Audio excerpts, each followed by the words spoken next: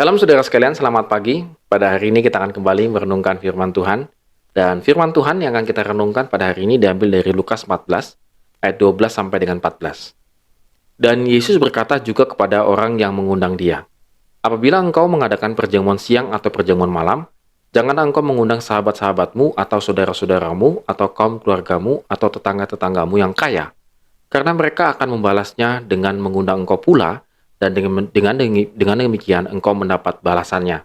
Tetapi apabila engkau mengadakan perjamuan, undanglah orang-orang miskin, orang cacat, orang lumpuh, dan orang buta, dan engkau akan berbahagia karena mereka tidak mempunyai apa-apa untuk membalasnya kepadamu, sebab engkau akan mendapat balasannya pada hari kebangkitan orang-orang benar." Saudara sekalian, bukan satu rahasia lagi kalau kita sedang mengadakan sebuah perjamuan, entahkah itu pesta, entahkah itu pernikahan, maka kita akan melisting siapa-siapa yang akan kita undang. Dan kadang-kadang kita juga tergoda untuk melisting orang-orang tertentu yang memiliki duit begitu ya, supaya kita mendapatkan balasannya, amplopnya juga agak lumayan.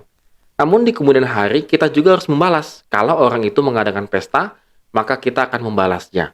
Sepertinya ini adalah satu kebudayaan di mana-mana yang sama gitu ya, pada umumnya. Dan ini bukan merupakan satu rahasia kalau kita kadang-kadang mengundang orang-orang tertentu supaya kita mendapatkan balasannya.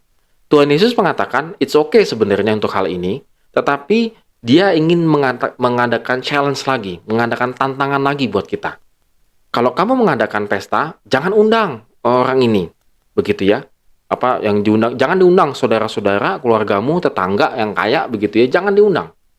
Karena kalau engkau mengundang mereka, engkau akan mendapatkan balasannya pada saat itu juga. Artinya selama kita hidup, semasa kita ada, engkau akan mendapatkan balasannya. Nah, siapa lalu diundang dalam pesta kita, dalam perjamuan kita?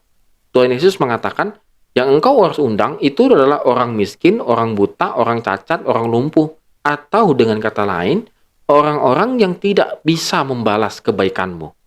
Tidak akan bisa membalas kebaikanmu atas undangan yang telah engkau berikan kepadanya. Nah, saudara, kita mungkin agak bingung ya, apa bisa begitu ya kita ini melakukan hal ini begitu ya. Ya memang saya juga terus terang agak-agak bingung juga begitu ya. Tetapi saudara-saudara, kalau pembaca mula-mula Injil ini, maka mereka akan teringat dengan Ulangan 14 ayat 29 dan Ulangan 16 ayat yang ke-11. Saya akan bacakan ya. Ulangan 14 ayat 29. "Maka orang Lewi, karena ia tidak mendapat bagian milik pusaka bersama-sama engkau, dan orang asing, anak yatim, dan janda yang di dalam tempatmu, akan datang makan dan menjadi kenyang, supaya Tuhan Allahmu memberkati engkau di dalam segala usaha yang dikerjakan tanganmu." Ulangan 16 ayat 11.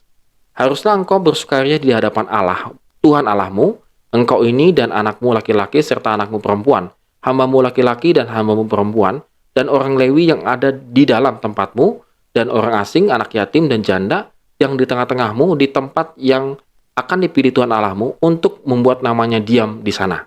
Nah, jadi pembaca mula-mula itu kan teringat dengan ulangan ini. Artinya, saudara, bahwa Tuhan yang akan membalasnya. Tuhan yang akan memberkati segala usahamu, bahkan Tuhan akan menunjukkan tempat di mana engkau akan berdiam.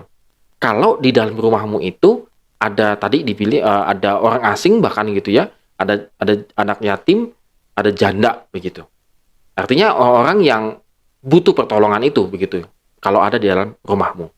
Nah, saudara, apa yang ingin Tuhan Yesus sampaikan kepada kita dengan mengatakan kalau kau mengadakan perjamuan, maka undanglah orang-orang yang tidak bisa membalaskannya kepadamu. Yang pertama, bahwa tanamkan dalam konsep pikiran kita bahwa Tuhan yang akan membalasnya. Begitu, saudara. Tuhan yang akan membalas segala perbuatan baik kita. Terkadang ini agak susah ya ditanamkan di dalam hati kita. Kenapa? Karena kalau kita berbuat baik itu kita hitung-hitungan. Kira-kira nanti dia itu ngebalas nggak ya? Kira-kira kalau saya berbuat baik sama dia, nanti saya akan mendapatkan hasilnya nggak ya apa yang saya tuai? Kan hukum tabur tuai. Masa saya menabur sesuatu dan saya tidak menuai apa-apa? Nggak mungkin dong. Tetapi di dalam Tuhan, saudara, ini yang terjadi. Kita memberikan sesuatu dan jangan pernah mendapatkan balasannya. Karena Tuhan yang akan membalaskannya. Dan balasan Tuhan itu jauh lebih baik daripada balasan manusia. Yang kedua, saudara, apa yang Tuhan Yesus ingin sampaikan? bahwa nanti memang ada pembalasan di hari kebangkitan. Kita mendapatkan upahnya di hari kebangkitan. Saudara, ingat cerita Lazarus dan juga orang kaya, Lazarus yang sakit penyakit miskin, dengan cerita berhadapan dengan orang kaya di Lukas 16 ayat 19 sampai dengan 30. Saya pernah nih membahasnya di virtual devotion saya. Bahwa orang kaya itu, dia setiap hari mengadakan perjamuan, tetapi tidak pernah mengundang Lazarus. Maka ketika dia meninggal, dia mendapatkan Hades, neraka, dalam hidupnya. Dia mendapatkan apa yang menjadi balasan di dunia ini. Itu akan dibawa sampai di hari penghakimannya. Artinya saudara sekalian, bukan berarti kita harus berbuat baik supaya kita nanti masuk surga. Oh tidak, saudara. Nggak begitu, saudara. Ini konsep Tuhan Yesus tidak demikian ya. Bahwa tadi konsep Tuhan Yesus yang pertama adalah kita memberi saja tanpa berpikir ada balasannya, karena Tuhan yang akan membalasnya. Dan yang kedua adalah Tuhan akan membalasnya memang pada waktu hari kebangkitan. Boleh dibilang pada penghakiman akhir begitu, Tuhan akan datang dan Tuhan akan membalasnya kepada kita sesuai dengan perbuatan kita. Artinya saudara, kita yang sudah diselamatkan oleh anugerah Tuhan, maka segala perbuatan kita seharusnya lagi tidak berpikir untuk mendapatkan balasan. Ketika saya sudah mendapatkan anugerah keselamatan di dalam Tuhan, dalam hidup saya, maka ketika saya do something, apapun dalam kehidupan saya, maka saya tidak akan mau berpikir untuk mendapatkan balasannya. Karena balasannya itu adalah dari Tuhan. Bahkan Tuhan sudah memberikan yang terbaik, yaitu dia mati di atas kayu salib, menebus dosa-dosa saya. Oleh karena itu, saudara, kalau hari ini kita masih seperti tadi ya, masih berpikir tabur tuai, masih berpikir ingin dapat untung lebih besar lagi, maka ambillah komitmen pada hari ini untuk melakukan firman Tuhan.